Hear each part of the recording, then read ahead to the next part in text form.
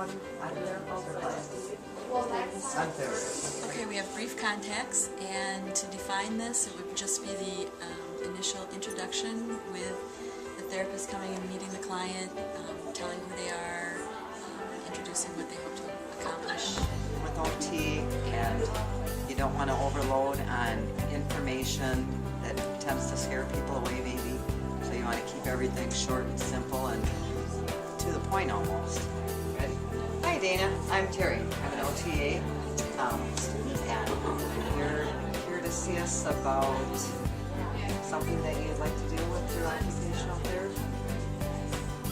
And do you want to tell me just a little bit maybe? Well, I recently was hospitalized and had to adjust my medication and get back to my job. So it's stress. Okay, well, so those are some of the things that you'd like to set for goals for yourself and work on with OT. Okay, well, we will set up the plan for you and we'll get you started as soon as we can, all right? All right, thank you.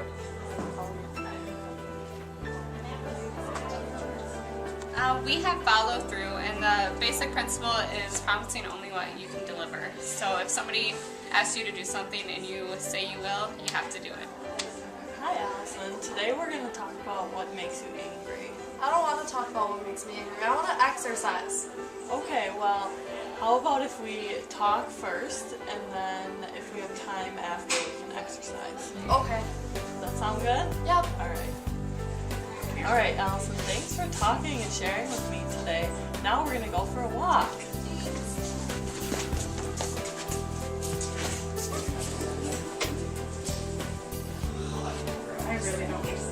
In the process of encouraging with minimal response, the therapist uses phrases such as uh-huh or go on to show active listening and to encourage the patient to continue talking. So tell me about what's going on. Well, lately with school, I've been really stressed out. We just have a lot of homework, and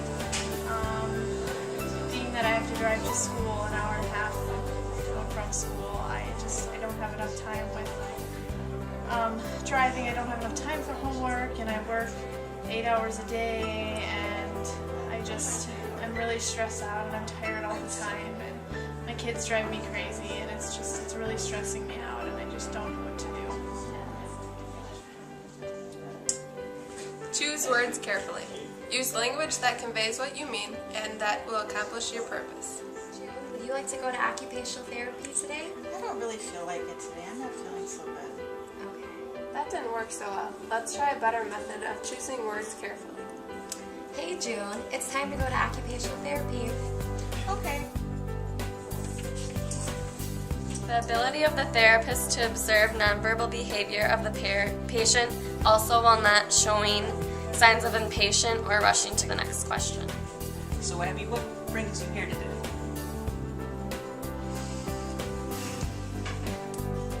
Well, I would like to discuss a problem I've been having recently. My roommate asked me to work for her one day just so she could have the day off to watch the Super Bowl. And it was a 12-hour shift, and I picked it up for her because I thought it'd be nice. And then one day I was really stressed out with schoolwork, and I was like, is there any way that you could pick up my 4-hour shift? Because you don't have school, all you have is this job, and you aren't doing anything. And she refused, and I was really upset by that. It sounds like you felt betrayed by her.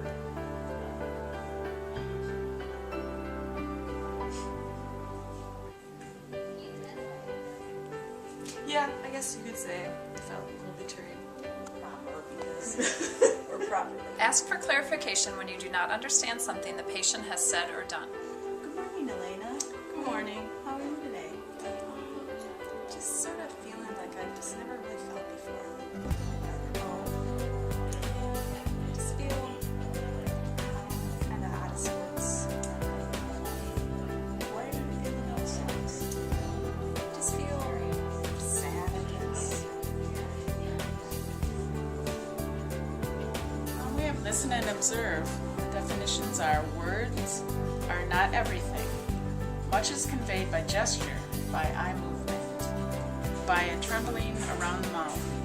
Watch your patient carefully without staring and feel with the person.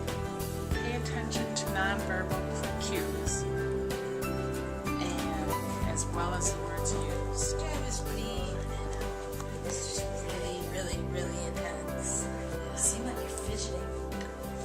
Yeah, well, I'm really glad I was there because you really need to have your voice heard. But boy, it was just like, they'd say, well, like every person will be here, go make your voice heard, and then he doesn't come out, and then it's like, did it vote, and then, it's just like back and forth, back and forth. But did you enjoy the participation? Oh yeah, because I think you have to.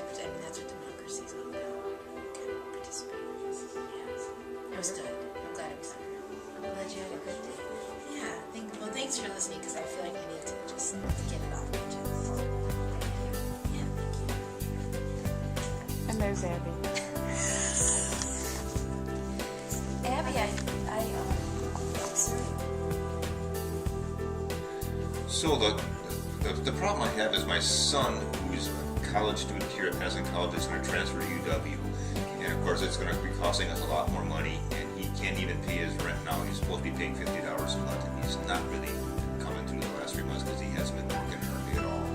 And he came up with this idea that he's going to be moving off campus with a friend, and he's going to be working all summer and pay us back and then earn some more money. But he says he really is going to take some of that money and wants to buy a car. And I'm thinking, if he can't pay his rent right now and doesn't realize how much it's going to cost, twice as much at Madison, at UW, and he wants to buy a car and doesn't understand how much it's going to cost to maintain that, we're trying to get him to figure out how to set a budget and determine what his priorities are, or where his focus needs to be.